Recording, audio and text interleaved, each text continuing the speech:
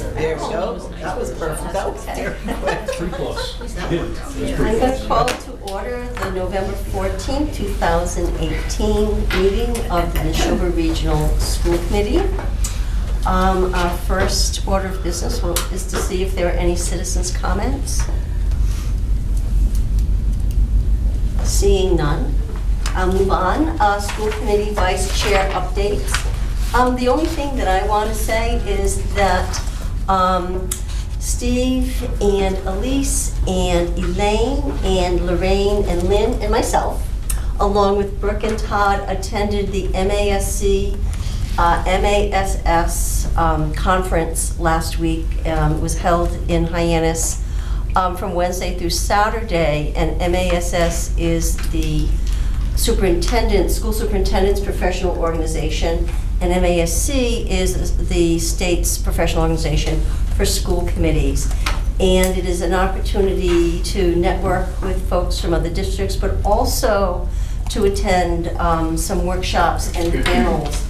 And what I would like to do is for our next agenda to give folks an opportunity, if there's anything they want to share about the workshops they attended, to let me know and just prepare something brief. Steve was just sharing something about a conference he went to on Friday afternoon. So if we could add that to the agenda under the, maybe, I don't know, maybe a separate thing or under the updates. And I'll send out an email to remind folks if they want to say something. And you guys too, if you want to add anything, feel free. Okay, so now I'll turn to Brooke. Sure, great, thank you. So that was my first item too, was just to say thank you to the number of school committee members who attended. We had a great representation down there. And there were people there literally like every day of the entire conference. Chairman Ramasco also presented one morning, and just to speak about that one particular session, and I know several of us sat in on that particular session, and it was one of those moments in time when you kind of thought to yourself, as you were listening to the questions being asked of her, and you thought to yourself, I am so glad that I am sitting in Nashoba with Nashoba School Committee right now, because it was really interesting to hear some of the questions, and I just thought she did a terrific job. I thought it was a great conference. I loved the conference. I thought it was particularly good this year, and it was nice to have our assistant superintendent there as well, Todd McGuire. And I want people to know too that those are conferences that start early in the morning and they go right through until late at night. And so it's not like there's a lot of breaks in between. Those are pretty intensive sessions. And it was nice to have the commissioner, our new commissioner there on the Wednesday night. So it was just great all the way around. But thank you to everybody who attended, because I know that you have to take time out of your personal lives to do that, and that's a big deal. So thank you so much to everyone. The website, I'm going to turn this over to Assistant Superintendent McGuire here in a minute, but just to give you a little bit of a brief on it, to let you know that the work continues in this area of the website, and I know that he's going to give you some greater detail than I can.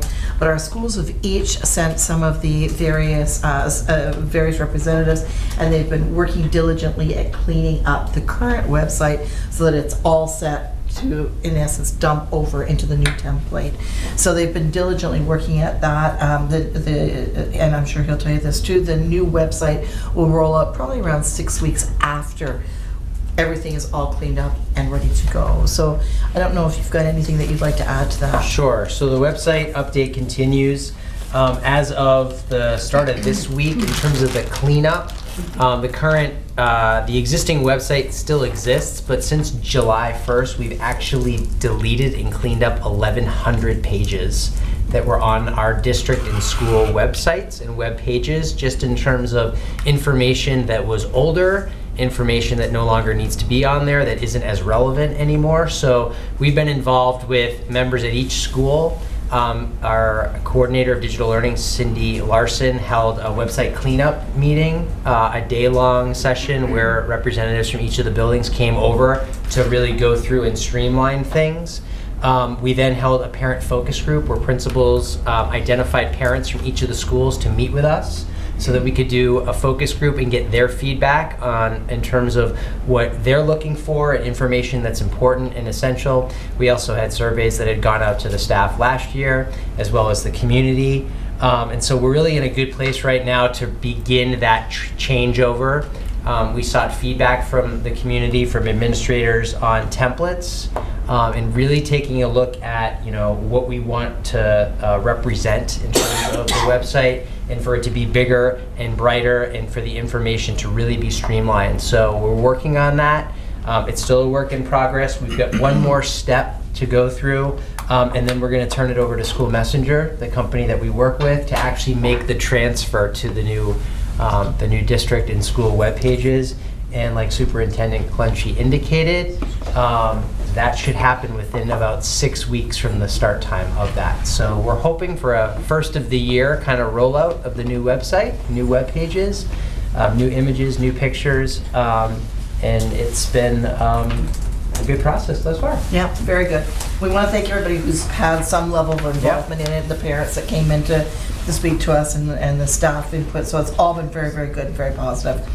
Next item on my agenda tonight, vaping session. You know that we were going to host 3 vaping sessions, information sessions for parents.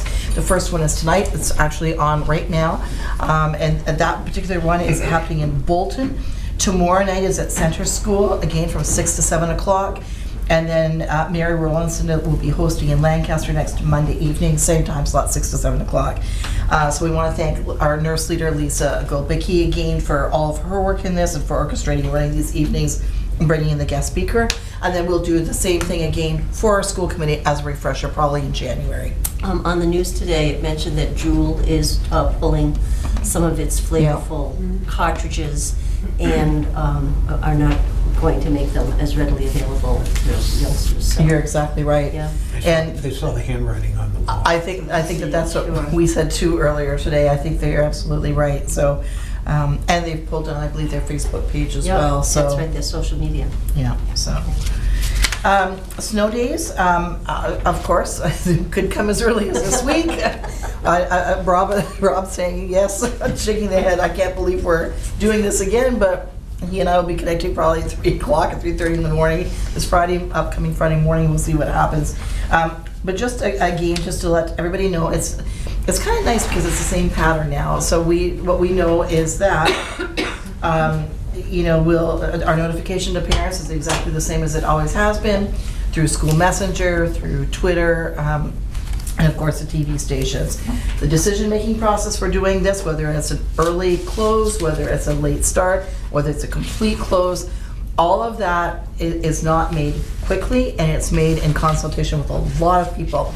A large number of other superintendents in the areas, our local DPWs, sometimes our police are involved. It just really depends on what we're up against. So I want you to know that we work really, really hard to make sure that we make an informed decision. The Emerson Youth Risk Survey is coming out publicly, probably within the next week to 2 weeks, so we're letting you know ahead of time. You'll recall that this came out, I believe, 2 years ago, and Donna Lindstrom at that point in time came in and did a presentation for the school committee. So Lisa Golbicki will come in and do a presentation for us on that as well, probably in the month of December. But know that it's going out, and that school councils, of course, will also have presentations made to them too. The final item for me is the lockdown drills, and this is just really keeping in pace with what we're doing with Alice and our training on this and our involvement with this program. The schools have all started, with the exception of the high school is the only one that hasn't had a total full out drill, but all of our other schools in the communities have done this now. It's all been very age appropriate, so what we might do at the middle school looks very different than what we do at the elementary school, which all looks different than what we'll be doing at the high school. High schools receive some different training that, for example, our elementary school kids would never have access to, So that's gone very, very well. Again, we want to thank our safety partners. Our police are just amazing. Lancaster, we actually had our state police involved as well as our local police when we did that drill last week. So hats off to everybody. Everyone's doing a great job with that. And so that wraps it up for me. Thank you. Any questions for Brooke? Okay. No. Awesome, thank you. Very much. Okay, I'd like to invite Pat Maroney to join us for the business and operations report.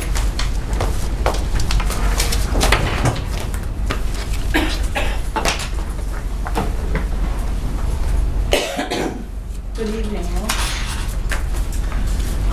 I have before you the fiscal year 19 results of operations as of 9/30/2018.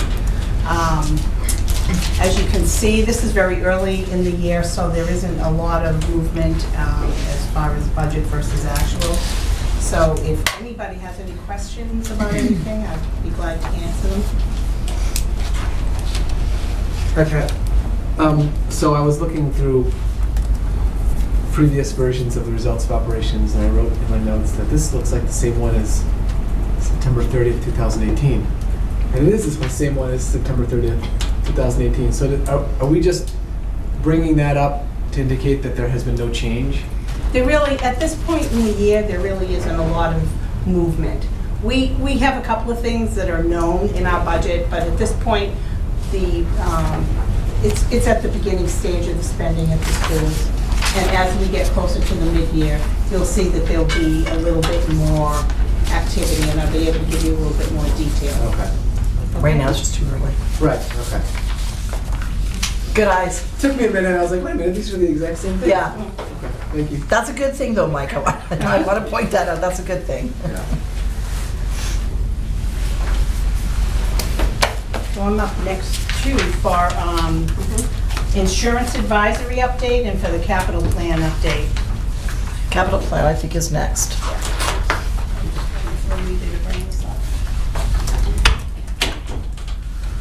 The Insurance Advisory Committee met on October 24th, 2018. At that meeting, as written in the Unit A contract, it's a committee made up of Unit A and Unit C members and some administration and a retiree. And on that advisory committee, we have we're discussing an RFP that we're going to put out in early January for our health insurance costs. We're waiting for some experience data from Maya, who is our carrier of our Blue Cross insurance. And as soon as we have that, we will start to compile the RFP. We have Brian Boyle from Bolton. He's an insurance consultant. He is helping us compile all of that information so that we have a really good RFP with many options to choose from. And as soon as we have the information all put together, we'll schedule another meeting with this committee so that we can move forward. Excuse me, Pat. What's experience data? Experience data is, it's basically how your group is doing. If you have a lot of claims for a lot of, critically ill people, your rating would drop. So we actually, as a district, have a favorable rating as far as Maya is concerned anyway. So we're doing pretty well in our rates as compared to some other districts that may have a lot of, really terminally ill people or something. That's a great question. So, in the RFP, what exactly are you, is the RFP for? It's for new rates. Just rates, Right. not other insurance companies? Yes, other Yeah, other insurance insurance companies. This is for multiple insurance companies. We're reaching out to Fallon, Harvard Community Health, directly to Blue Cross and to Maya. Because Maya is a broker of Blue Cross. What they do is they bring communities together and they purchase insurance as a group where you can go directly through Blue Cross as well. So this is what we're proposing. We're going to send these RFPs directly out to these carriers, and then so that everything is so we have a good comparison, they will quote us rates, and then we'll be able to make a decision sometime in January. So this is by invitation, this isn't a cast out there who wants to respond, it's just going to these four? Well, it was recommended that these are the 4 that we reach out to at this point, because this is what's relevant for our population. By who? By Brian? Okay. So Maya represents more insurance companies than Fallon, Harvard, and Blue Cross. Do they come under the Maya umbrella? No, they Just Blue Cross just does? Blue Cross. And what other insurance companies do they represent? Maya only has Blue Cross. So what's the difference between reaching out to Blue Cross and reaching out to Maya? Because if you reach out directly, say we have 400 employees in the district, then we would be viewed as just 400, where with Maya, they're looking at They represent other thousands. districts. Right, it's more of a collaborative with Right, other school collaborative. districts, It's like that's a the difference, collaborative. as opposed to Alright. going directly to Blue Cross. Okay. And what do we have right now? We have Blue Blue Cross. Cross. Okay. Through Maya or independent, just through directly? Through Blue Maya. Cross? Through Maya. Through Maya, so we have Yeah. Maya. So, Okay. does this mean that, I'm just trying to interpret this, I don't know how typical it is for this committee to meet, is this an annual thing, does it happen once every few years? Once every few years is typical. We wouldn't do an RFP every year unless we felt that it was necessary. So- I don't think that that's your question, though, is it? Well, that was sort of leading into the question. Oh, okay. It was, but that's not right at the heart of the question. I guess my question is, does this mean that in terms of what carriers the district will offer in the rates, that changes afoot? Is that what this means? That There could be changes. so changes that directly affect the employees then? Yes. Okay, so I don't know if it's too early to ask this because the RFP hasn't been submitted, Mhm. but how do we have a timeline to notify employees of this change? And is this for the 2019 or is this for 2020? This is for 2020. For 2020. This would be for 2020, September 1st, 2019, but it would be for fiscal year 2020. Okay. Basically, we would compile all of the information and look at what's been presented to us, and the committee would review this, the Insurance Advisory Committee, and we would decide whether or not we were going to make any changes to what we have or to choose a less expensive option for the employees of the district. And it's important, Mike, to note too, that this is all runs through the contract. So this isn't something that's like a standalone type thing, this is all contractual. Right. Okay. And you can correct me if I'm wrong, but this all kind of generated because of the Cadillac tax that's going to be invoked in 2020? There's some updates. There's on some that. updates on the Cadillac tax. I don't think that I want to start going down that road right now, but there's Yeah. some definite changes that we have certainly been made aware of. Okay. Okay. Other questions for Pat? I'm going to move on to the capital plans for 2020. On the 19th of November, we'll be submitting capital plans to the town of Lancaster. That's the requested date of submission. And on the 21st, we'll be submitting to the town of Bolton. At this point, we don't have a definite date as for the submission of our capital requests for the town of Stowe, but we're expecting it soon. So do you already have a list of capital Yes. projects? Yes. Will that be presented to us before or after the town? After. Their dates are early, so So you're gonna request the capital request to the town, and then depending on that conversation, it'll come back to us? I mean, I'm just. The towns are very early this year. Well, certainly Lancaster is particularly early this year. So it kind of caught us off guard, actually. Lancaster caught us off guard this year. Did they say So- what? No, I think it's just the process that they're using. Again, remember there was some administrative turnover there between last year and this year, Yep. so. And so we're requesting these things from the Downs, and they will let us know yes or no. And if it's no, what do we do? well, we move on. Yeah. So we have some updates on the capital too, unless anybody has any further questions on capital requests. Any other questions? I'll take that.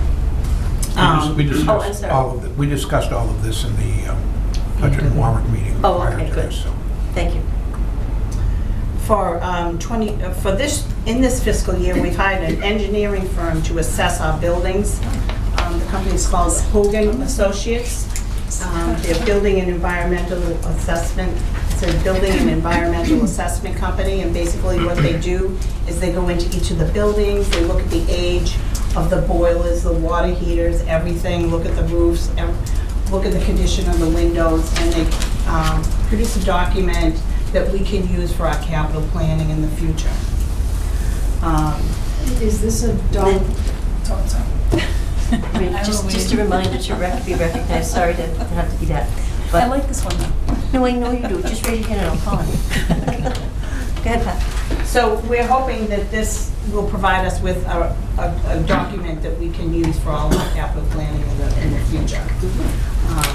They're actually in the buildings this week. Rob Frieswick has been accompanying them so that they can do their assessments. I knew you'd love that. I think that there's a difference here too. We've been telling you that we've been working away at, and we've been struggling with it because we need a different set of eyes than just our set of eyes. That and I think back to Lancaster Schools is a perfect example where we've known for the last basically 3 years, and I knew coming in that those doors were rotting. And so there's things that we can see, but then there's other things that we can't see. So we sat down and we said, you know what, we need to bring a team in here to take an official, professional look at this. Beyond what we know, like the doors are rotting or whatever. So that's why we've taken the approach that we've taken.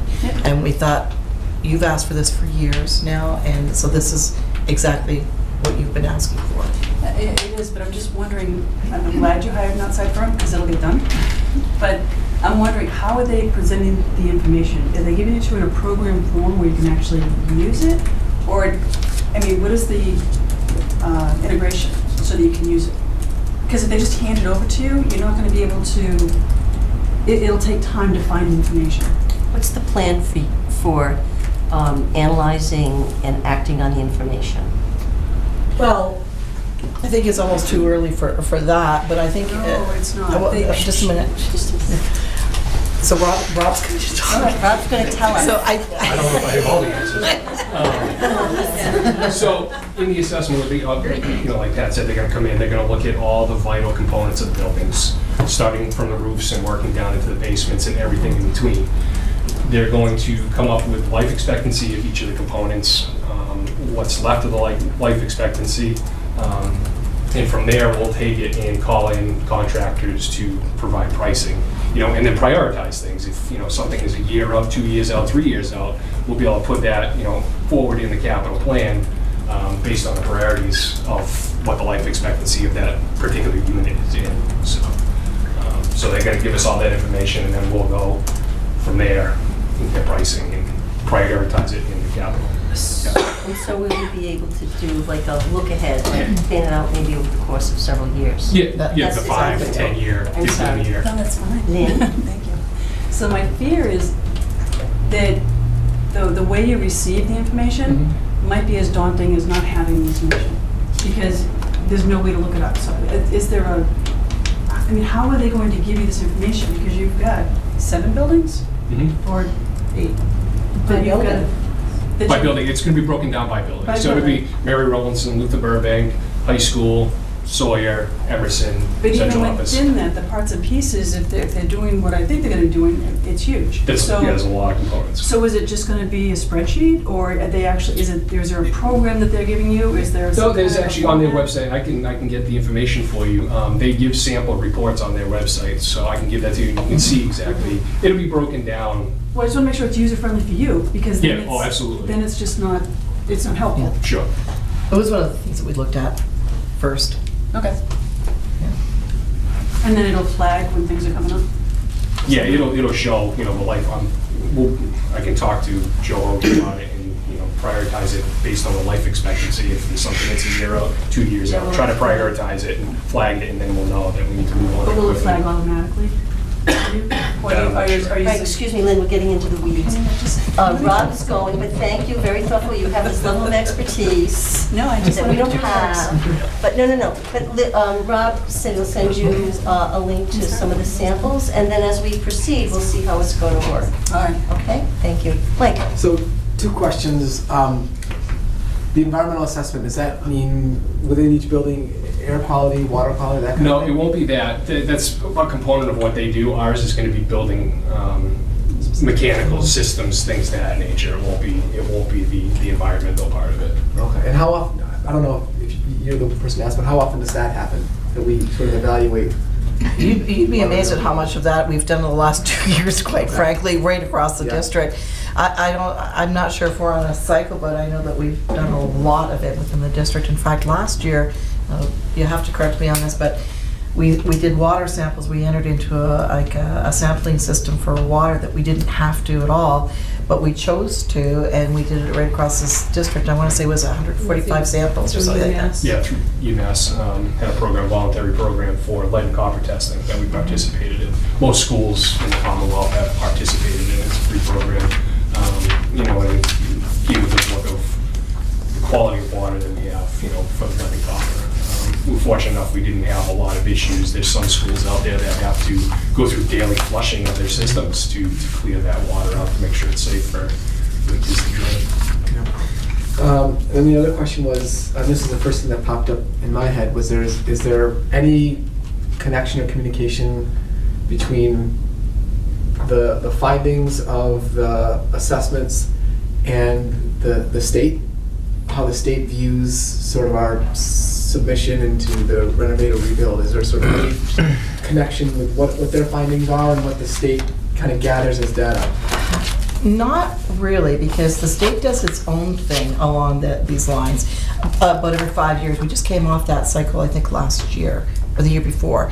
And so they do their own piece, and it's not nearly as specific as this, but we could take some of this to use it for an SOI Right. moving forward. So, I mean, we may find things, for example, that come out of this for the high school that if we don't get queued up now, we can turn around and utilize that and use it as evidence moving forward. As part of, just one more thing on the environmental assessment, Department of Public Health will come out, if we see an issue or if somebody brings an issue to, our attention, they'll come out for free and do some of that work for us, if need be. That's another avenue we can go down, so they're a great asset to have. Any other questions for Pat or Rob?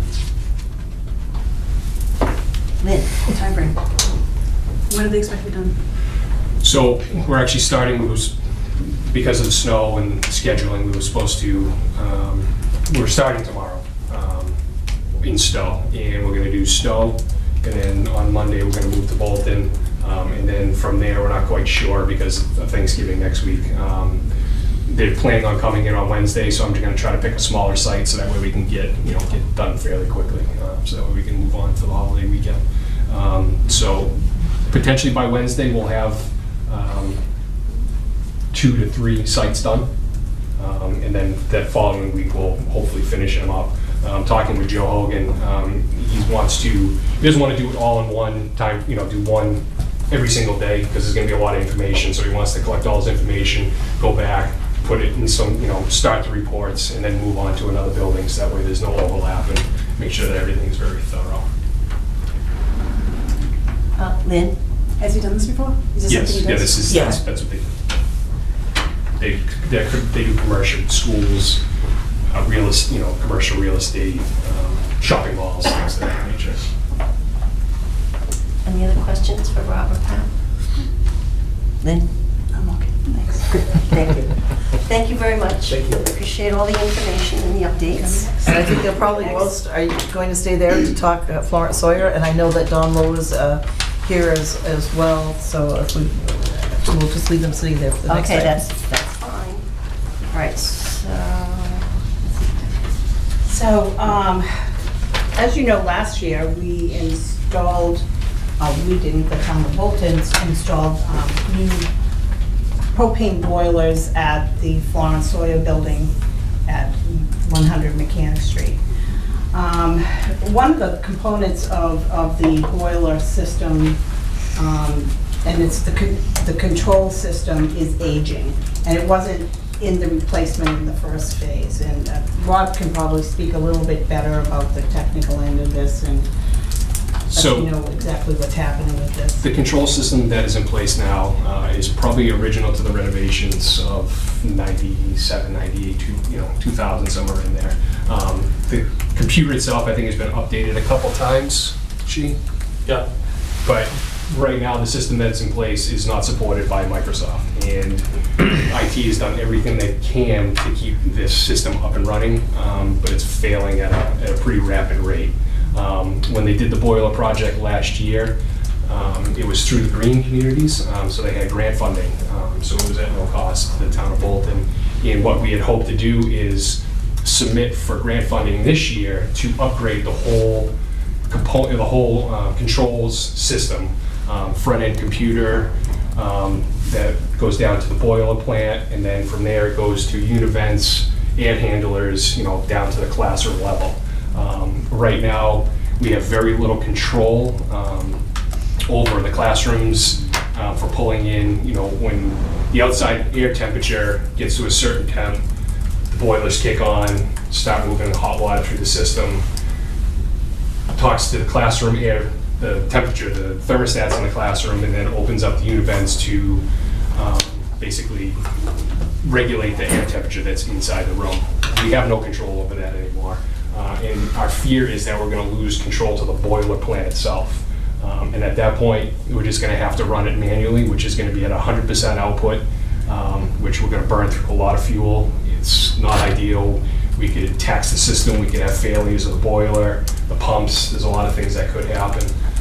So what we're looking to do is make a sort of an emergency upgrade right now to the front end, the boiler part, the computer, which will run some of the pumps, a lot of the vitals that are inside the boiler room. And to do so, we spoke with Don Lowe about whether or not this would be a capital item typically that we would submit to the town in advance. Seeing as we're having these failures that we did not anticipate at this rate anyway, we went to John and we talked to him, and he said that, Bolton would like to move forward with this, but in doing so, that it was going to tax their reserve funds. Yeah, I think too, with Dawn being here, it might be behoove us to have Dawn speak on Dawn's behalf and fill us in on from your perspective. Do you want to join us at the table, Dawn?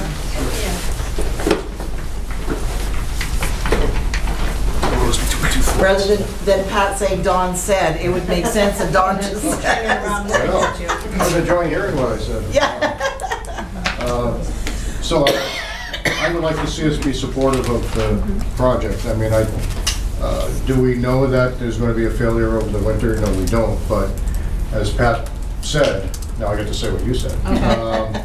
As Pat said, this is deteriorating at a rate that we haven't seen last year. So this is truly an unforeseen circumstance. We knew the system had to be dealt with, and we planned on replacing it as part of the next application for the grant, to do the other half of the boilers and to take care of this. So this is something that's accelerated.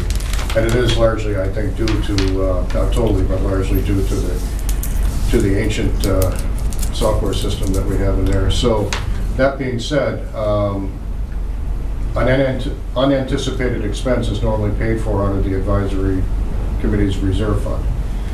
The reserve fund is $100,000. The quote that we have to do this in a planful manner is $22,000. So before the first snowflake falls, $22,000 out of the reserve fund. But not really, because tomorrow night our veterans agent is coming in to request a reserve transfer because we've seen a spike in requests for veterans benefits, which is a good thing that we have veterans out there taking advantage of the benefits that they're entitled to. We really can't deny veterans their benefits. We have to front all the money for them. And he's he's asking for a transfer in excess of $20,000 tomorrow night for that. So we get to the point where we're about $45,000 into a $100,000 reserve fund before winter. So there are options for advisory to deal with that. Now, of course, one option is to say, well, we're not going to support the capital request. I don't anticipate advisory saying that. But one idea that I came up with, and I don't know if advisory would like to see this or not, but trying to be as creative as possible, would be for the school district to front the expense out of the E&D fund, and then the town reimburse you the full amount in the first assessment payment in July. So we wouldn't have to hit the reserve fund right away, but the school would not, the district wouldn't bear any expense for this. It would just be fronting the money. Might make the cash flow issue that we're going to be dealing with a little more palatable to the advisory, a little easier to manage, but that's something that the school committee would have to approve to do. It's not something that the administration can do on their own.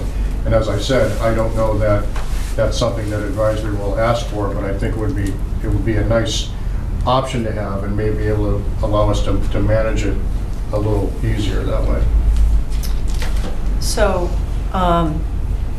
if that, you'll know after tomorrow whether or not you want to make that proposal to us. Oh, no, I'm making the proposal tonight. Yeah. Because this won't be on advisory's Okay. agenda tomorrow night. So if we agree tonight that this is something we want to do, we have assurances that we will be reimbursed from the Yes, town of... right. Yes. Well, I can't make assurances for advisory, but the understanding would be, advisory would say that they would need to say that they would do 100% reimbursement in order Okay. for this to be a viable option. But what I'm thinking is that we say okay and they haven't said okay yet. So... Well, true, but I mean, that's... Contingent upon. Or contingent. Yes. Yeah, it's strictly a contingent Okay. vote. I mean, I would suggest your vote would be contingent upon advisory agreeing to the condition. And if they don't agree to the condition, then it's not a deal. Questions for Don? Lynn? I just have a clarification. So the boiler replacement was through a grant, Yes, the Green Communities Grant. which included the controls. No, did not include the controls. The second phase was to include the controls. So there's still a grant out there, or still a grant that you're going for? A That's gonna be- grant we're going for. We'll be applying, I think, in March. And we received really good feedback from the state on how we managed the first part. There's no such thing as a guarantee in any grant, but I think our grant application, I think it was viewed as a two-phase project. Yeah. And I think our grant application is going to be viewed very favorably, but we still need to go through the process to do that. So these controls are strictly for the boilers and not for any other part of the mechanical system? Boilers, and it's going to be tied into the pumps and some of the VFDs that control the pumps. So these are, But it's for the boiler plant itself. It doesn't branch out into anything else. so I guess what I'm trying to ask you is, when you change out all those controls to work with, I guess, microstations, which you have, what about the rest of the system? Is it going to work? Is it going to be able to talk? No, it won't. We have no communication with it as Right now. right now. Right now, but are you slowly phasing everything into the new system somehow? Or are you going to manual stuff and control stuff? I think perhaps to answer the question, I think you're asking, when we do the second phase of the upgrade, Yeah. anything we do now would be upwards compatible with that. So this isn't $22,000 that we would just be spending on a temporary fix. This would all work with the upgraded system. But the upgraded system isn't just the boilers. I mean, you've got the VFDs and everything else being attached to it, which are on old controllers. So I'm just wondering, is the whole system going to talk? Has anybody looked at like the system as a whole in the school? We've looked at it. Yeah, we have ABS has come in. They've put a quote together for the entire system, and this front end part is part of that whole project. So we're basically taking one phase, doing it now, and then when the grant funding comes through, then we upgrade the entire system, and it's all the same system. And that's happening in March or later? Well, the grant funding goes through in March, and then we don't find out the findings until July. Okay, so after March, if that gets accepted, the whole system, control-wise, will be upgraded? Yes. If, All everything. the mechanical stuff in the one building? Everything. Okay. And all the work would be done prior to the next heating season. Yeah, well, the reason I ask is as it keeps coming up with Florence Sawyer and boilers, as it keeps coming up, people are gonna start saying, didn't we just do that? So, I'm just asking, so, that would be complete. I remember a discussion on this a number of months ago, that the first piece was put in, and then you would be coming back to deal with the second piece, which was the control system, which you hoped and prayed, or at least there were thoughts and prayers, that the system could kind of stumble its way through the bad weather, but I guess the hopes may still be there, but the prayers didn't work. And Well, I wasn't concerned enough to go into prayer mode at that point. Okay. I was just hoping that. well, you know what I mean. But basically, it's failing faster than you thought it would. You That's thought right. you might have a little time, but you don't. We thought we could make it through this winter, and the evidence now is that it's risky. Very risky. And basically, what you're asking us to do is to create a contingency, or not to create a contingency, but to force forward the money to you to be repaid one way or the other, whether you get the grant or whether you don't get the grant. Can Right, we well, this is make irrespective of the grant. This work would not be reimbursed by the grant. I mean, this the is work. $22,000? Right. This is not reimbursable Okay, because. but that would come from the town of... It would come from the town of Bolton.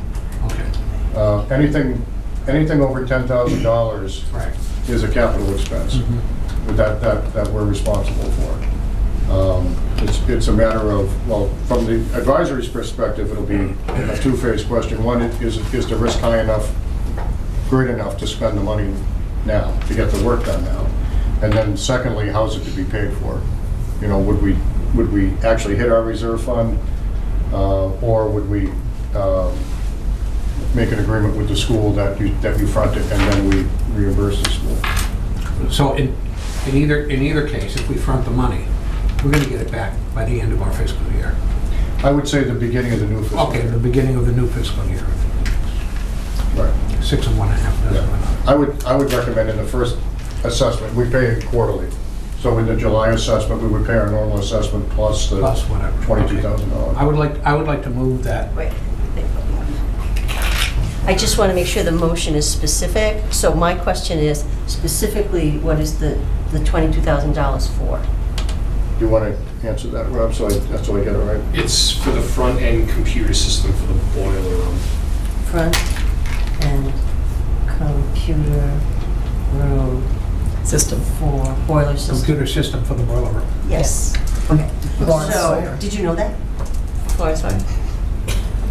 You want to make the motion now? Yes, I'd like to make a motion. Why don't you make the motion now? Yes. I'd like to move that the school committee advance the $22,000 From?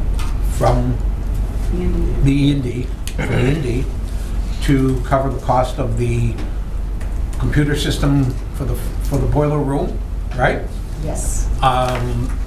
Contingent? Contingent upon repayment in the first quarterly whatever the term is, assessment in fiscal year 2020. Okay, and it's the Bolton Advisory Advisory committee. Committee that will be reimbursing us. Okay. All right, you want to do it again? Do you have all that, Alita? Do you have it, Alita? Have her read it back. All right. Fix it. Moves to advance $22,000 from the E&D fund for the front-end computer system for the boiler room at Florence Sawyer, contingents on repayment from the town of Bolton via the advisory committee, the first assessment of the new calendar of the FY 20? 20. All right. and I'm sorry. sorry. We need a second, No, and then you can ask questions, because we have a motion. Somebody want a second? I'll second. All right, Mike. Thanks, Matt. All right, Susan? Wouldn't it be contingent upon their approval of the repayment? Yes. And the wording? That's, yeah. No, that's not what I said. Oh, all right, I'm sorry. On Sorry, approval of Susan. the Bolton Advisory Committee. Yeah, the Board Advisory Committee has to approve it. Yep. And Reimbursement. approve the reimbursement. And then it comes out of E&D. No. No. It Then comes out of E&D They'll pay us in first. July. Yeah, Oh, that no. comes out of your E&D. It doesn't come out of, It's it doesn't come out of E&D until it's contingent of coming out of E&D if they approve it. If they approve. Right. All right, you want to read it again? But they have to Yeah. approve it. It's bad, Oh, too. oh, wait a minute. Go ahead, Steve. That's not going to be on their agenda tomorrow night, you said? No, it's not. I was going to say that I'd said to Pat that my recommendation of the process is that it's treated just as a capital request for the next fiscal year, and that Pat and Rob would come in and present this to advisory. I would be there to support it. And we get on the agenda. I don't see us doing it before Thanksgiving, obviously, so I would say as early in December as possible. But in reality, we want to get the work done as soon as possible. Well, we do, but we can't, but we need an advisory vote to do that. So I understand. I guess as soon as practical, get on the advisory agenda, get a vote from advisory one way or the other, and then get the work scheduled as quickly as possible. But what you're saying, Rob, is that this boiler thing is not in good shape right now. That's my Winter is fears. coming, Yes. and it needs to be dealt with. So, Especially if something happens on a Friday night or a Saturday night. Exactly. We don't know. We don't We know, won't you know, if we have won't somebody in know. the building, you know, custodian in the building during the weekend, you know, we might find out, but we could have a potential coming in on Monday morning to no heat at all, which obviously is going to be an issue. yeah. Especially as the temperatures start dropping, we can, you know, burst pipes Then, How soon can somebody come in and actually do the work? and about 2 weeks. Once we get approval, we, you know, forward all the information out to them. It'll take about a week to get all the parts in, and then Can't you get approved, can't you do the same thing we're doing and get the RFP? Do you have to do an RFP for this, or can you just? No, it's proprietary. Okay, so couldn't you get it set up and make it contingent upon their approval or contingent upon something? Because it's gonna be 2 weeks anyways. So if they're lined up, as soon as they say, yes, you're good. Well, you can't, again, now I'm speaking for Pat again, but procurement's procurement. You can't enter into a contract with a vendor unless you've identified, unless you verify you've got payment ability to pay. Okay. so I'm concerned that it's like this needed to be done yesterday. And we have to, there's money in E&D to do it. And if we make it contingent upon approval of both an advisory committee, then we're going to be waiting, because their November meeting is tomorrow, It is. so we'd be waiting for their December meeting. There's not one scheduled yet. I think we could get one scheduled in a couple of weeks, but to set appropriate expectations, I'm thinking So today's is- the 14th, it's going to be either the 28th or the first week in December. Sure. Susan? Well, I'm just thinking that, if it were to fail, right, and you said that you'd have to run it manually and then you'd there'd be be... running at 100% out. Yeah. I mean, that would be the town of Bolton's, they would incur any of those, right? Any of those costs, like, it wouldn't be us. So it seems like it would behoove them to add a meeting in, maybe... We're not going to incur the additional fuel costs. No, the fuel costs, we would incur them. Yeah, okay. And the monitoring of the boiler. All right. So we're talking, if we wait for a contingency vote from them, we're talking a month away, at best. Is there a workaround, Pat? Well, we could do the work, And then, and then in anticipation, And then just build the town? well, If you have Well, approval from Still I the mean, process. I think, I like to think we always work in good faith together, and I think if there's a critical situation here and the district felt that it needed to be addressed right away, again, I don't speak for advisory, but I would like to think that advisory would make you whole. and would this $22,000, as you were speaking about before, be part of the capital improvement plan for FY20? I thought you said that that's what it would go on the books as, no? No, I'm saying the presentation would be the same as I if we see. were doing a capital, Okay. a proposal for right. FY20. Mike? This might be echoing what you just said, Don, but I'm a little slow. If the money is there in the reserves, can't you just use that money and then change the motion to reimburse afterwards, so that at least it's in motion now? No, because I don't have the authority to allocate that money. Only the advisory committee does, and it requires a vote of the advisory committee. So either way, it's off until end of November, first week in December, whether this motion passes or not.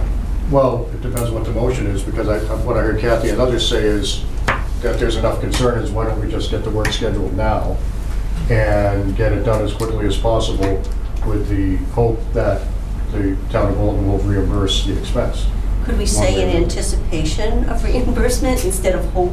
You can say whatever you like. In anticipation, sure. That's probably a good way of dealing with it.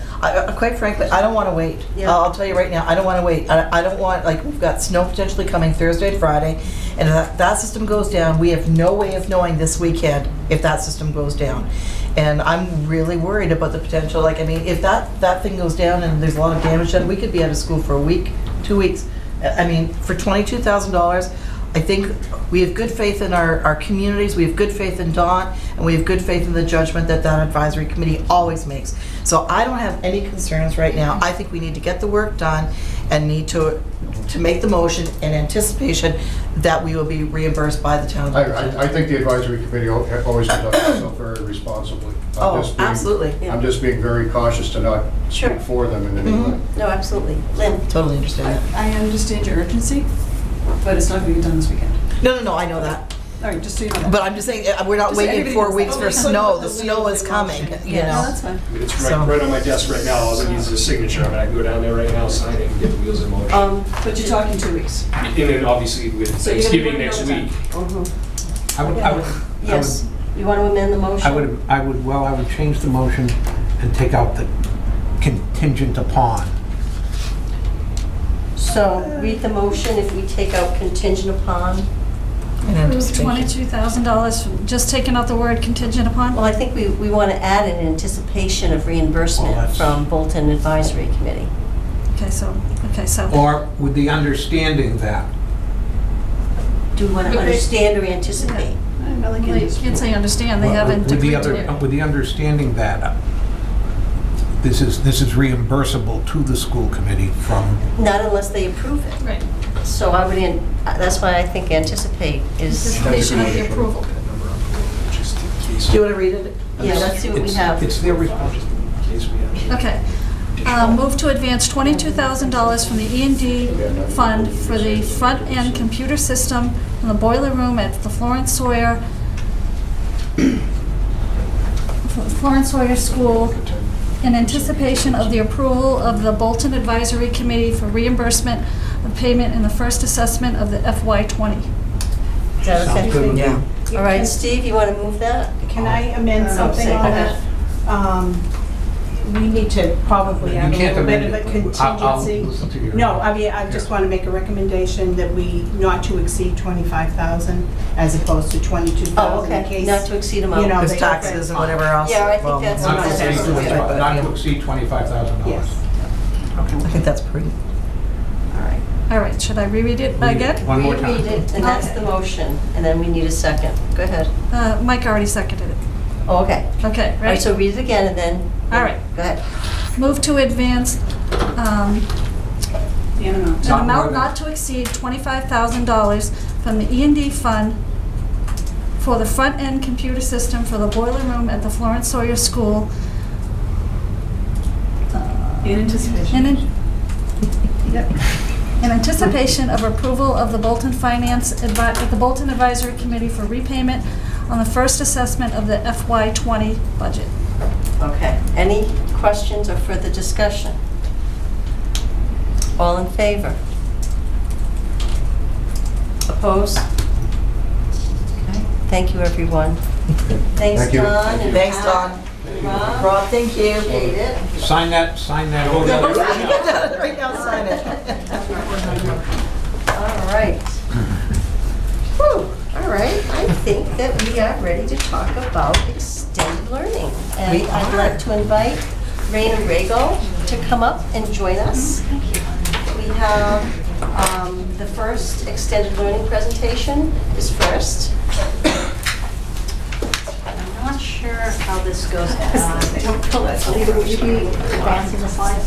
I can. Okay, I'll say yes.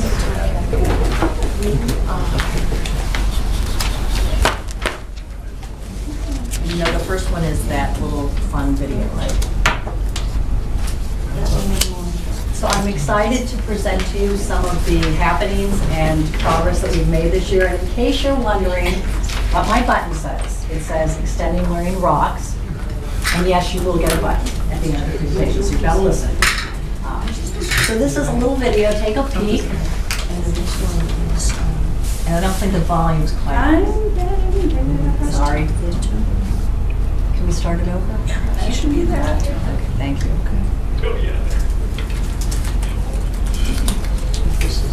It's a quickie, 17 seconds or so.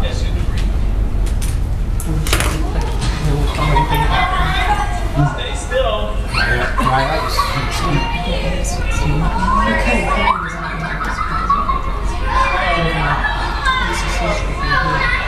Okay. So this was a little video clip from the spectacular program that we just recently did over the Halloween festival time. The kids went crazy for it. It was sponsored by Mad Science that we brought in. And I just wanted to give you a taste of some of the magic that happens in extended learning. You know, curiosity, engagement. You can see in the background there some of the parents. A lot of parents did come, and I got to tell you, some of them didn't want to leave. It was that good. Because I'm fairly new in my role, 3.5 months, if you could advance, thank you. I wanted to kind of review the renewed vision and commitment that I've made to the program, and thank you. And to promote an extended learning program that offers students creative choices, and I want to emphasize creative choices, consisting of diverse opportunities, both academic and social growth. I say both because we're really talking about the whole child. It's not like they're coming there to just do homework. They're coming there to learn how to collaborate, problem solve, how to interact with different, students from different classes that they may not have met otherwise. In terms of commitment, very important to strengthen the communication with families, which I've been doing through updates and newsletters and surveys. I heard loud and clear about partnering with our principals, and they are key because we bring a lot of our programs to those buildings. So we need to be able to know what's going on, and I've been working with them and meeting with them, and it's been very helpful. Building more community connections, that's big on my list because I really feel as though what we can do with our students in the after-school program is to build community connections and citizenship. So working with nonprofits, Council of Aging, Rotary Club we're working with in Nashoba, and it's wonderful. Expanding opportunities for our middle school students. I recently put together a survey about 6 weeks ago to our parents of middle school students, and they came back loud and clear saying they want STEM programs for their children after school. And yes, they are going to get it. So I'm excited about that. We continue to have applicants from high school. I think it's wonderful that we have high school students who are helping out, 6 right now, especially those students who are interested in pursuing an educational career or one in psychology. And they're the ones who know how to get on the floor and get dirty and do hula hoops and all that.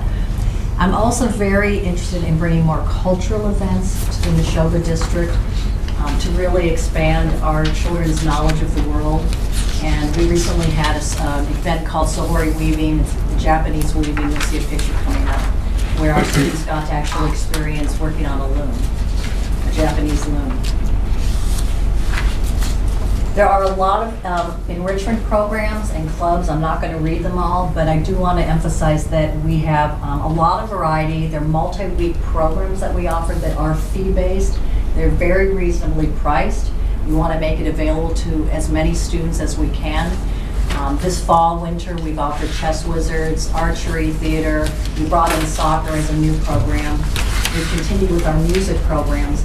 And new this year, I brought in a yoga program for our middle school students. And yes, there are boys who go. There are 10 girls and 2 boys, and they're loving it. And probably the most exciting program of all so far has been the Imagi Arena program. It's a basically a maker space. The kids get to play it. We do problem solving in small groups. And if I'm trying to think about how would I get that little Alita, we could get the visual on the left-hand side to play with the kids at the table. There we go.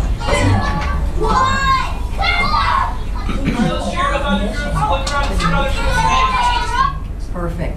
Just a snippet to show you what happens with these children when they're working collaboratively with other kids. They want to problem solve, collaborate. Lots of different clubs, I won't review all the list, but I will say that one club that I'm particularly excited about is the Blanket Club. The students at Hale are making blankets for shelter. So I'm really trying to incorporate other things besides, not that there's anything wrong with a Scrabble club, but to do more connections with the outside world. Special events are those enrichment events that are free to all of our extended learning students. We brought in a few this year, Spectacular, I showed you the link earlier. Sohari weaving, you'll see the little boy actually using a loom. And yesterday, I'm telling you, kids as young as kindergarten were making fiber art. And I got 4 emails today from parents saying, my child wants one for Christmas, a loom. Math Science was a big hit. We'll bring another program in called Holidays. And you may, on the bottom, you see Chef Tom, who's working with children to help them learn about good eating habits, nutrition, and that's a program we bring to Hale. As I said, community partnerships are really big on my list because I really feel that it's something that will build our students beyond the academics. You know, they're learning how to be compassionate and caring and give back. So we're working with the Rotary Club of Nashoba. They're coming this Friday to do a bike safety program here in Bolton. We've planned some senior center visits. We work with local farms and orchards, a fire station, library visits. And these are things that a lot of our parents will give us feedback. We want to know who can we connect with. I mean, our world is very big, but sometimes we get small, so we've got to expand that. Vacation camps, yay! Our first one is coming up in February. It is right around the bend. I've been planning it for quite a while. I do have some brochures I'll hand out if you would like, but we'll wait for that. They're right here, and you can take one on your way out. I listen loud and clear to the surveys from the parents.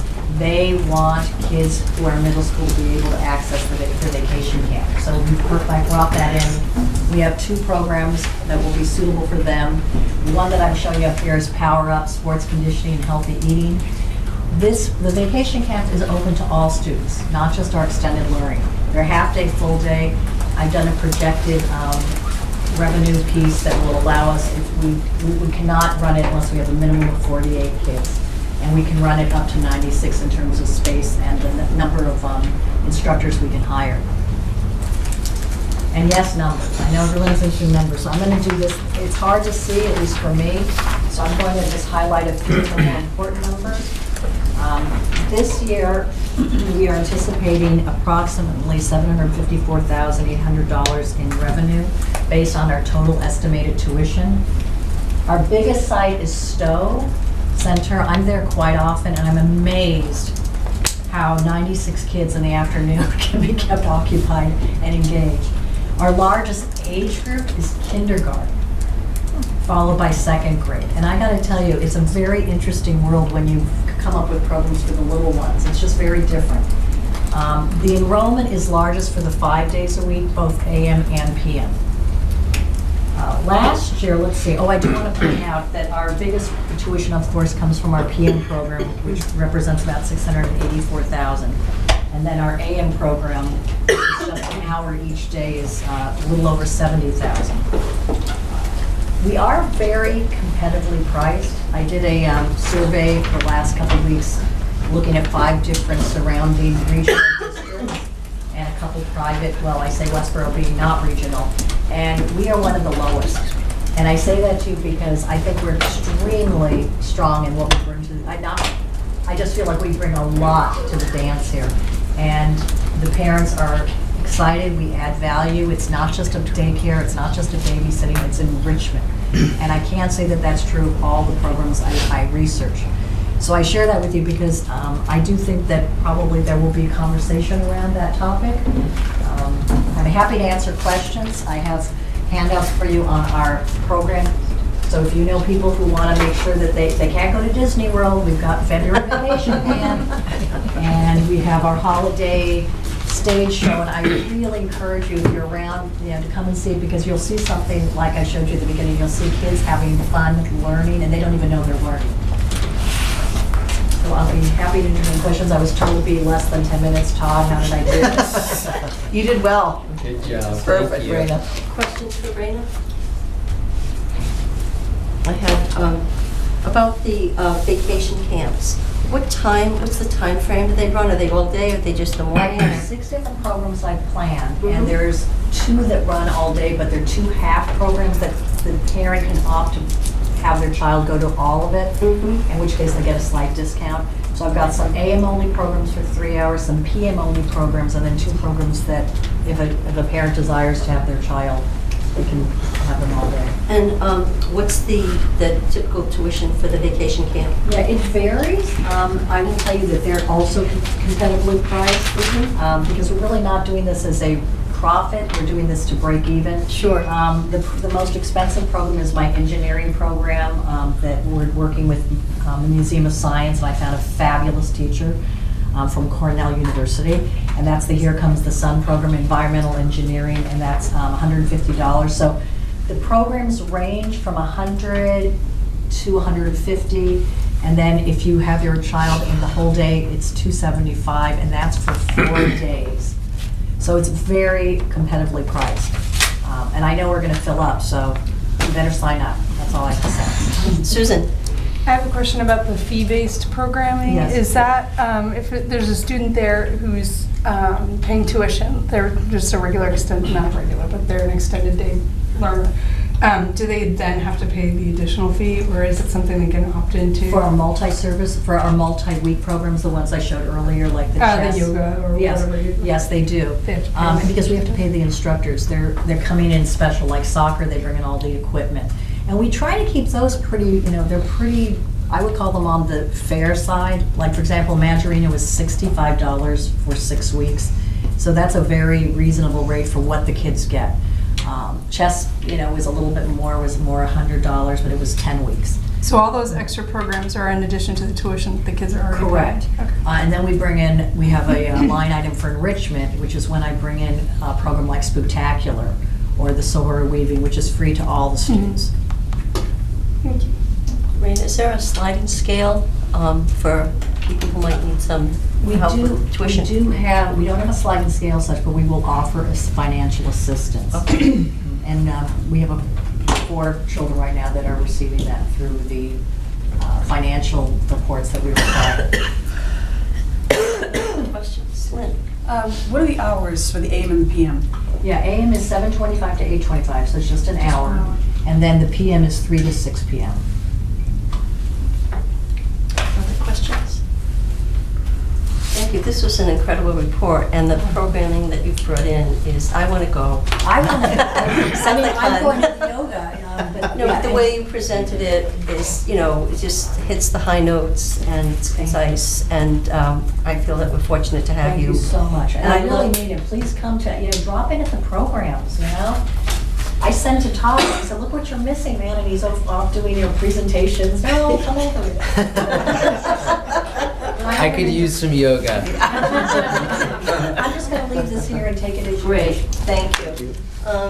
And I think that we're gonna go to the next item, which We'll is just going to keep be moving right along talking here. about The day the rate fees. Yeah. increases, yep. Right, so keeping in tune with basically rate increases as we have for other tuition, we have some proposed extended day rate increases on each of the programs. You can see from, Elaine's bringing up the paper right now, for the 5-day to 1 day on the morning and the afternoon program.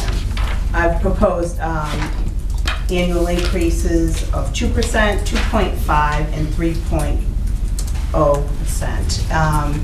I brought this to the Budget and Warrant Subcommittee this evening, and we discussed it, and So I think we can let them take it from here, but yeah, so basically we offered the 3 options to do the 2%, the 2.5, or 3.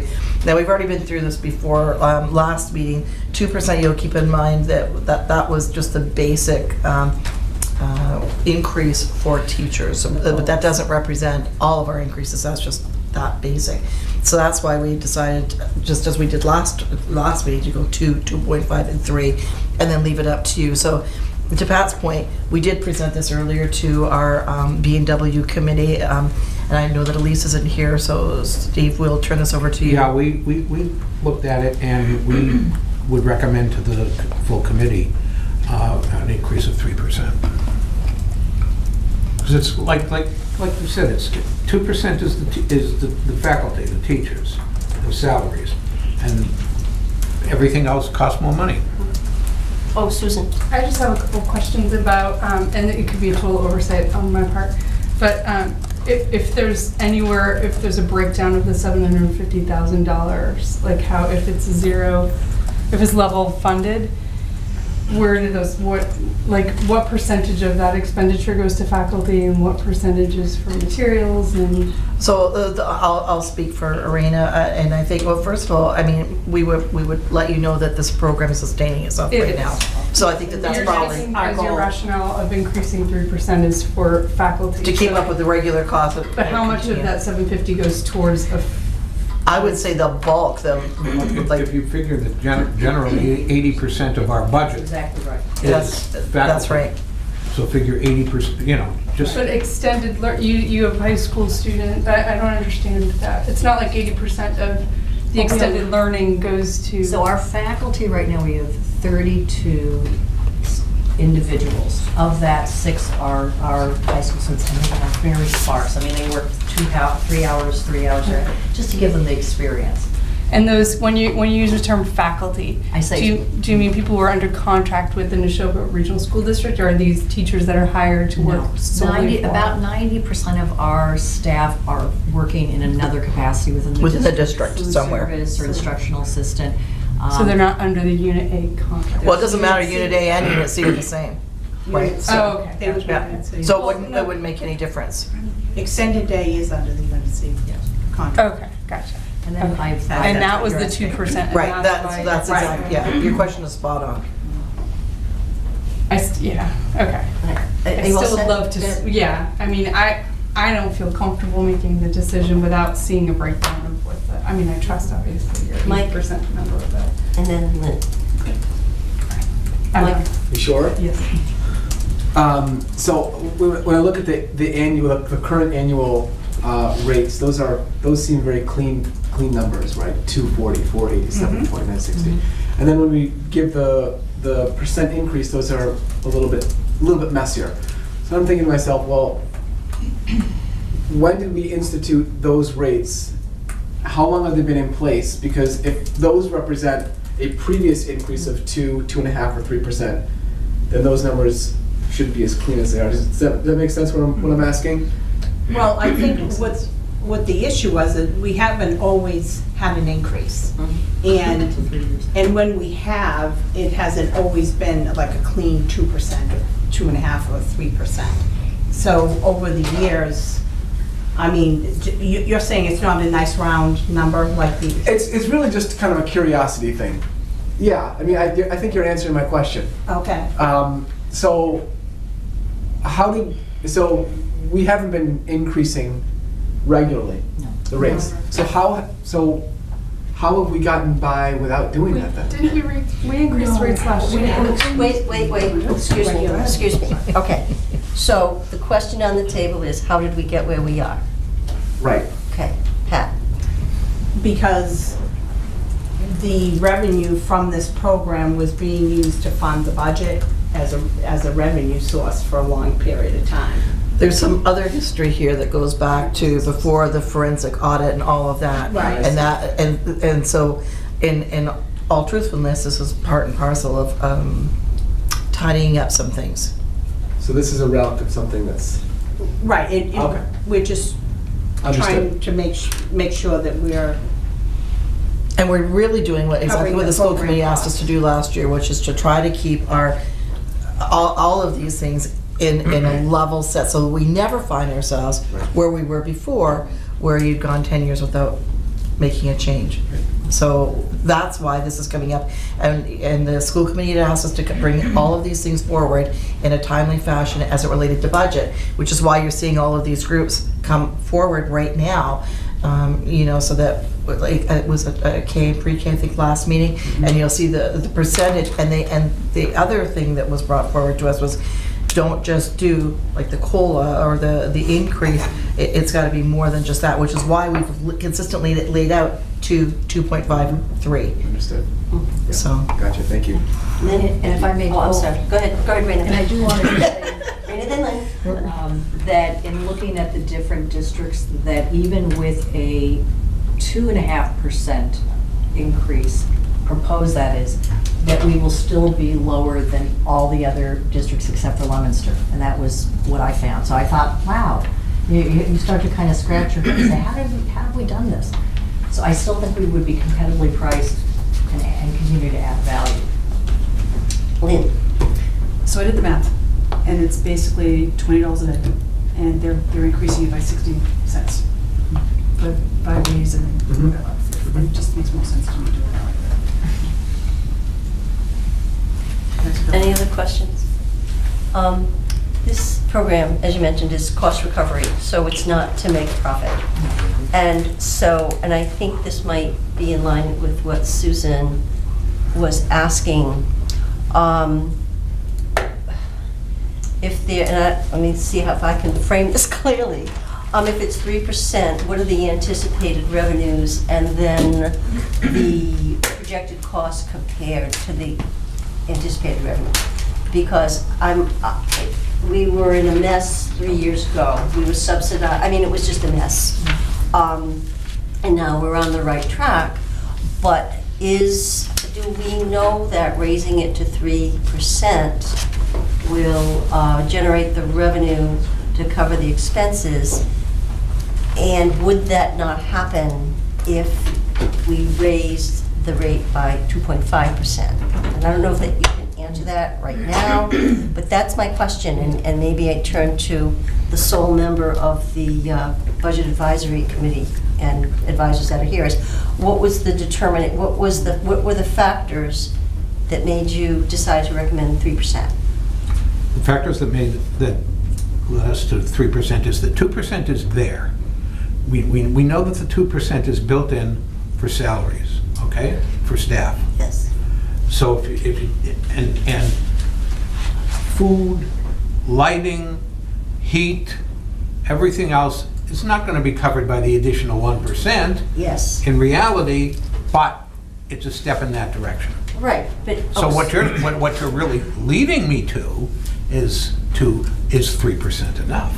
No, I'm Oh. saying Susan. Yeah, might there Was be that an what you- opportunity to absorb some of the 2% increase through other, through cuts in, I hate to use that, everyone hates that cuts word, but is there any way to lower the cost of some of the programming to offset the 2%? To me, 2% is not a guarantee. If you've got programming that costs, if there's that other 20% of the 750. So if you're saying that the 80, Are we supplementing the program? no, that's not what I'm saying. Our parents, See, our parents. Supplementing the whole the districts? So you're suggesting that because the contract agreed to includes a 2% increase for the faculty, that parents automatically have to pay that 2% increase. I'm suggesting that maybe there could be a way to recover some of that cost within the extended day budget, but I don't know what those numbers are. So I'm not saying the same thing as you. Okay. What I'm saying is that, if you raise the fee by 3%, what do you anticipate revenues to be? And then what are your anticipated costs? Will there be a difference? Is there, a gain?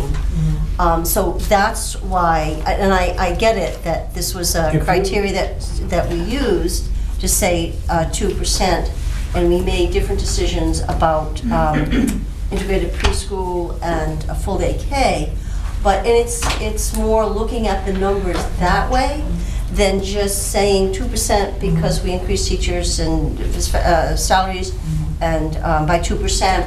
I guess I want to see it more substantiated, and I'd want to see what we gain at 3%, where the breaking point is between your anticipated costs and what your income would be. So what you're really asking for is that we go back and run some different numbers and bring them forward to you at like the next upcoming school committee meeting? Is that what I'm hearing? That would, my suggestion.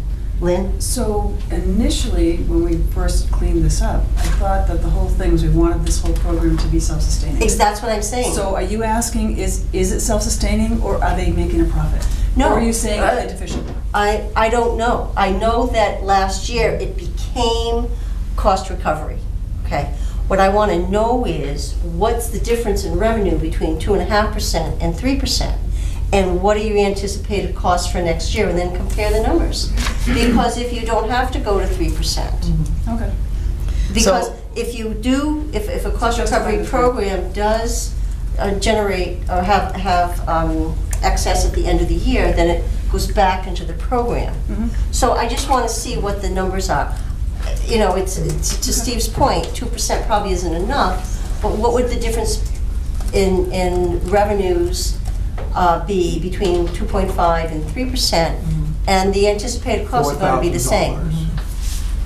$4,000 is the difference in revenue. If you take the revenue that you got this year. I'd like to see the We'll have to data take a from look at it, yeah, extended because we're going to, one of learning. the things that we have to keep in mind is that we're not going to be able to gain a lot more students, because of course if you enroll more students, then you gain more. Exactly. So we're sort of in a static environment in that regard. The one way that we can generate an offset, if you will, is by offering programs like the multi-week programs Yes. that do offset. But I think to maybe Susan's point, it's almost like there's a perception that everything should be free in extended learning, which is impossible because we have to pay out. So I understand what you're saying, and I will work towards that, share some thoughts with Pat and see where we Now, land. that's my opinion. If the committee is ready to make a motion and take the vote, then make the motion. I'm just looking for more information, but if the committee is ready to move on this, then by all means. Lynn? Honestly, I was ready to go to 3%, but it makes sense to make sure that it's, I mean, I'm only talking 60 cents a day, but I mean, it adds up. So if you can come back fairly quickly and tell us, okay, it's status quo, we're self-sustaining, or we're making a profit, I kind of don't want you to make a profit. Well, I don't think that's our goal. That's not our goal. That's our goal. I just want you to be self-sustaining. So, Right, yeah. to be honest, the only kind of profit we make is literally $5 to $10 above the fees that we charge for the multi-unit programs. And that's really to cover the building costs. I mean, in my mind, I'm always thinking, how are we going to make sure that we have heat and all that? Because we're not looking to, we want as many kids to participate. So I don't think you're not going to see us making a lot of money. We're going to be sustainable. That's definite. But we're not going to be making a lot of money. But just for due diligence, I think we should probably. Well, and I think that the history of this has not been a pretty one. No. And and I would just be interested in that. But again, it's my opinion, if somebody wants to make a motion based on the budget warrants recommendation, that's for folks to do. So you have the two options, either we accept this as the motion's made, or you send us back to do more due diligence. Those are the options. Steve, do you want to move the 3%? I move 3%. I'll second. Any more discussion, questions? Okay, all in favor? Opposed? Okay, More due diligence. more due diligence. Thank you, Thank you. everyone. And thank you, Raina. Nice job. Thanks, Rena. Okay. Now we have Sue Chi and Todd McGuire with the technology update. Welcome. And I think tonight that Todd will do most of the speaking, most of the presenting, and we're gonna kind of use Sue Chi as our resource. So thanks very much, Alita, for bringing this up. We appreciate that. So this is an update since kind of the beginning of the year. So we're going to touch on in terms of update on Chromebooks and computer-based testing, talk about Firewall, web content filters, talk a little bit about bandwidth usage and comparison between last year and this year, and then tie it up and finish it up around building safety around the district. So first slide. Oh, sorry. Thanks.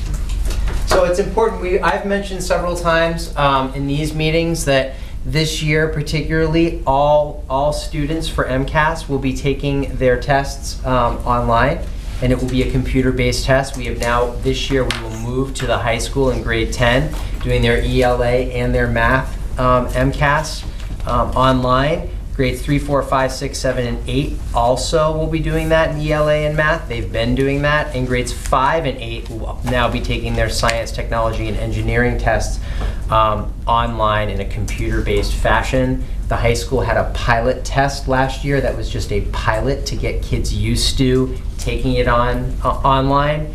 That didn't count for anything, but that was to give them some experience doing so. So in terms of the assessment system for this year, all students will be taking those tests online. In our K through 5 schools, just in terms of taking a look at technology, we have 185 Chromebooks per school in our K through 5s. And with that, we've got 6 Chromebooks per classroom in grades 3, 4, and 5. I think there's an effort, and you can speak to this, but really to get kids, particularly in grade 3, 4, and 5, even though they're not one-to-one, to be giving them those skills, because they're going to be taking their comprehensive assessment tests online come the spring. And then I've spoke a lot already since the beginning of the year in terms of grades 6 through 12. All students grades 6 through 12 are now in a one-to-one fashion. The end of the trimester will be coming for our 6th graders. They have yet to take them home, but they will be doing that at the end of the first trimester. We've got 25 spare units in each middle school, which represents about 10% of that student population. And we've got 60 spare units, Chromebooks, located in the high school. And those are for, if a kid needs a loaner, sometimes an instructional assistant needs a Chromebook, etc.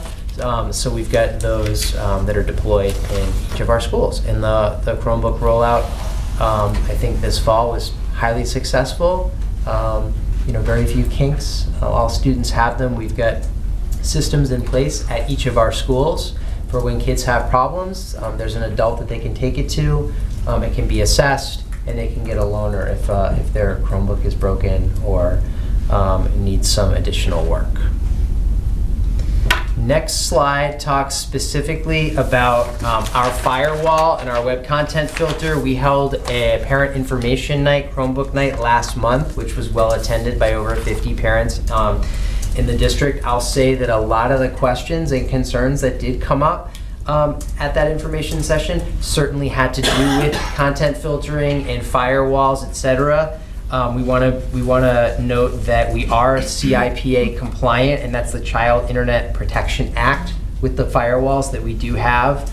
A huge priority, particularly this fall and this year, has been online safety, the monitoring and management of that. We've had a lot of discussions as an administrative team in terms of what that means. That first bullet on there is social media and social media access. Online bullying as well as self-harm.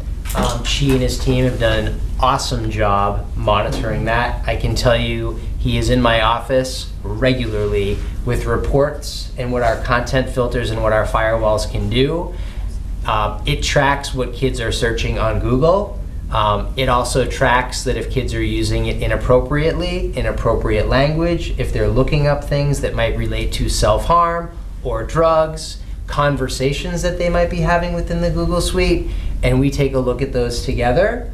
And then I take a look at them and I call the building principals, and those kids are brought in personally and there's a discussion had, and there are times when parents are called.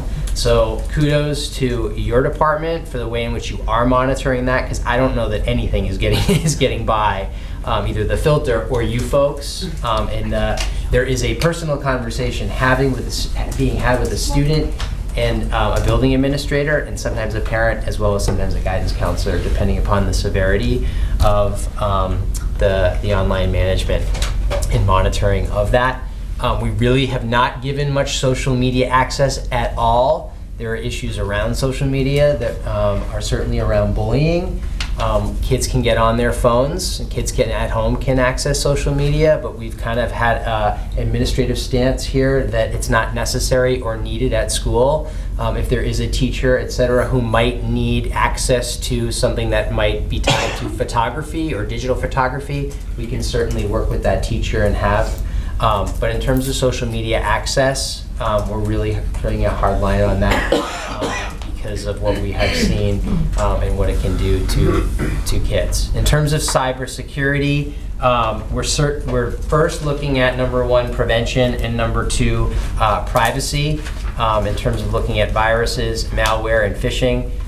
Superintendent Clancy and I were at a workshop at the MASC-MASS conference where we learned a lot, and we've been talking a lot about that with Chi and his team.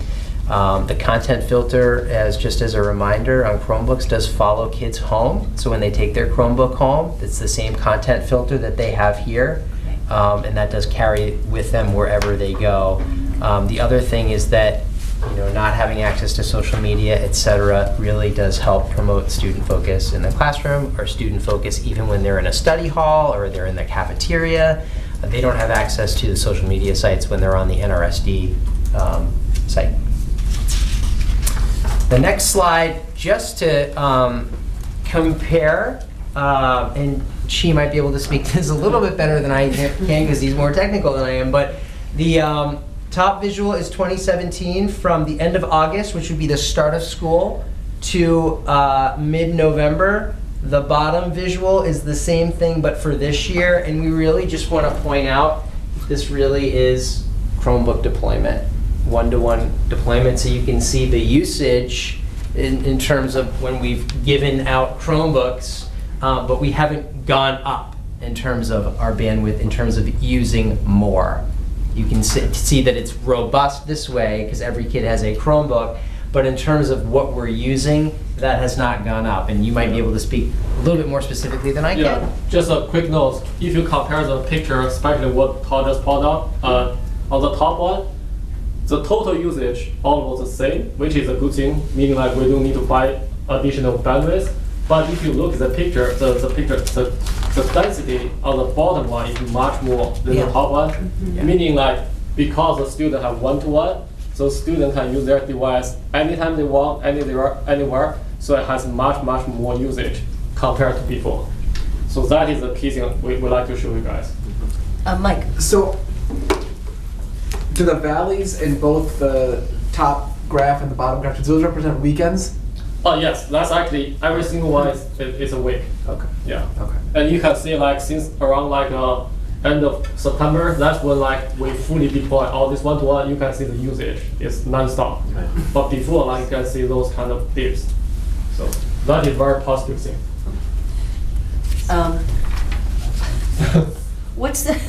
There's like black lines on the bottom of both, and then the blue. Oh, that's what's the black? The black line is kind of the average usage. The blue line is kind of the maximum. Oh, okay. It's, yeah, that's. All right. Steve.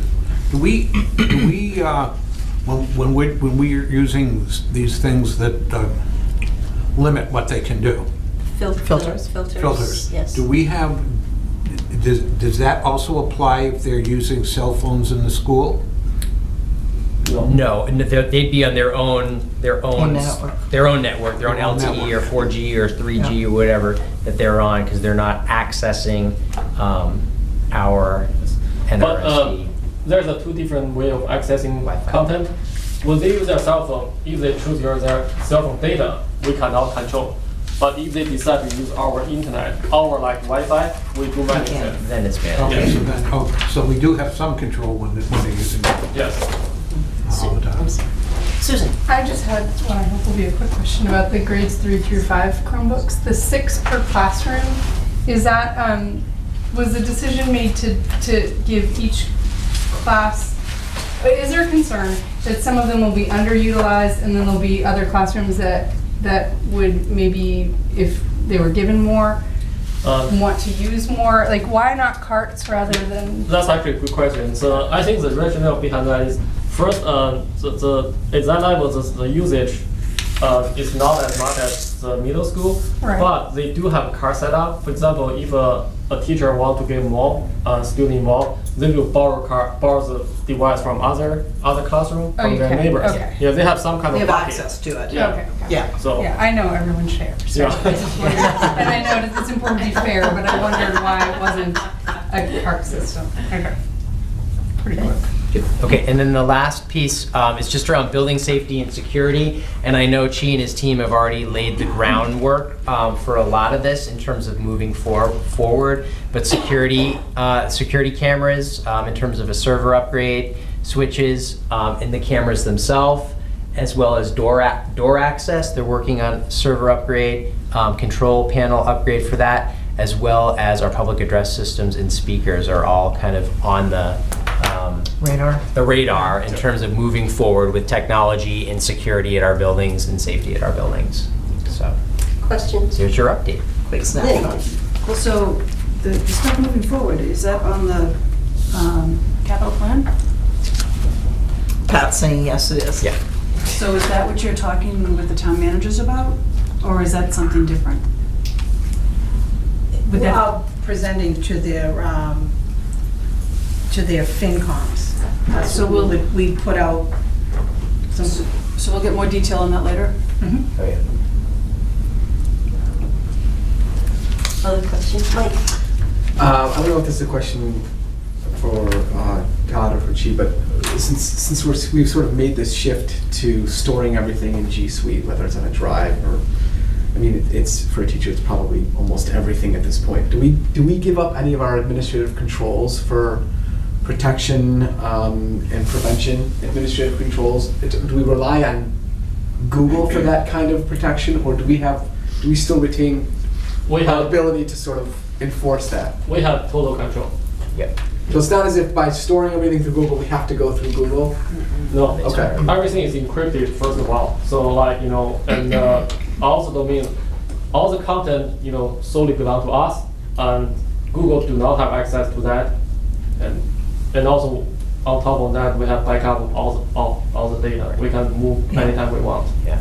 It's also a big part of the reason why, in terms of us taking a stance on social media, because privacy is a tremendously huge issue, particularly in public education, and particularly around student information. They're under the age of 18, and so and I brought this up before, but when we take a look at software, instructional software, we're making sure that those companies are complying with security agreements, that they don't sell that information about students, their web address, etc., to third parties. And so that's why social media, we know, has done that, so which is why we need to make sure that instructional software, those companies will adhere to our privacy agreements and not then sell that information, particularly about anybody in our district, to third parties. Other questions for Todd or Chief? Lynn? The security door access and public address systems, those can get pretty costly. So I'm just wondering, because I know you want to upgrade them all, are they part of the 5-year plan? I don't think that we have a 5-year plan necessarily, because to be honest with you, like and each of them is being addressed kind of differently. So I don't want to make a blanket statement on those There are different PA needs systems, in because there are each. different needs in every school. Like Lancaster, for example, has an immediate need that we're dealing with right now.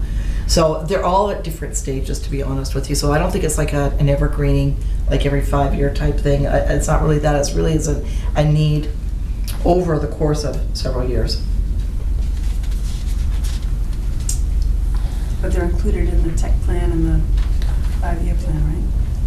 Well, they're actually included on the capital Not plan. necessarily, if it's just a repair that needs to be done, it would be part of, If it's small. scheduled maintenance. It depends on the size of the project. The need. Lancaster's need need. was bigger, so it just really depends. Other questions?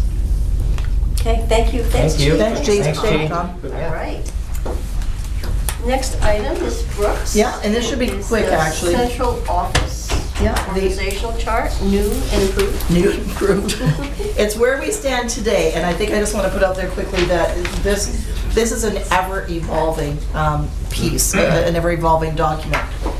But right now, I think one of the things that we've done, again, this came from a couple years ago, is every year can you bring us an org chart so we can take a look and see, so that we're constantly current. So we revise it with some regularity. Of course, the change this year is the assistant superintendent, and basically what you see is exactly what we said all the way along would be under his bucket of duties as such, which is the teaching and learning and technology.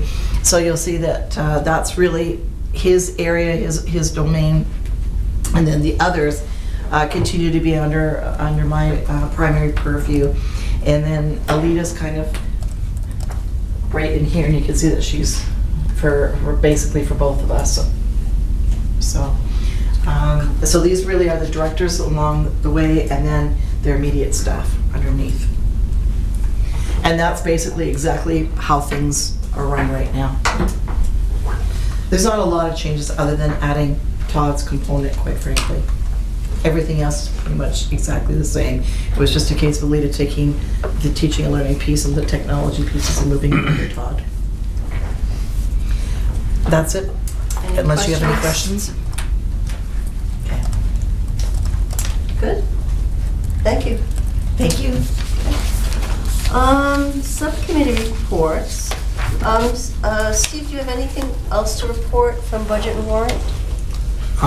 Nothing more except that starting with our December 5th meeting, which we will have a meeting at 5 o'clock, we will start looking at pieces of the budget that have been submitted to us. It will be complete, but it'll be certain pieces that we'll start looking at so we can move it along, move the process along. We feel that this year's process will be a lot better than previous year's. This year gets a little bit better. Thank you. It does.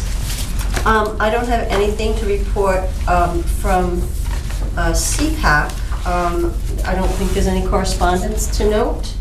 The consent agenda, I think we're cool with that. Yeah. We need to remember to sign the warrants before we leave. Okay, so we will be entering into executive session, so... I would like to make a motion to adjourn the regular school committee meeting and enter into executive session pursuant to Massachusetts General Law C-30A, Section 21A2, to conduct strategy sessions in preparation for negotiations with non-union personnel, or to conduct collective bargaining sessions or contract negotiations with non-union personnel, superintendent of schools, and pursuant to MGL C-30A, Section 21A2, to conduct strategy sessions in preparation for negotiations with non-union personnel, or to conduct collective bargaining sessions or contract negotiations with non-union personnel at Unit C grievance, and this to include the district council, Mike Macaro. And it will also at a point include representatives from Unit C, the MTA. This is just, I just found out. Okay. MTA rep. Whatever you say. NREA president. And then the first one, this is for the writing the motion, will include the superintendent for clenching. Oh, and then the second part will also include Todd McGuire and Brooke. Yeah. Anything? And the committee will adjourn in executive session. Yes. So, we need to do a roll call. Oh, you got everything? Okay. Susan? Oh, second the motion. Susan second. Okay, roll call. Susan? Yes. Steve? Yes. Kathy, yes. Lynn? Yep. Steve, Mike? Okay. Thank you. So, we're good? We're ready, yeah. Okay. Go into executive session.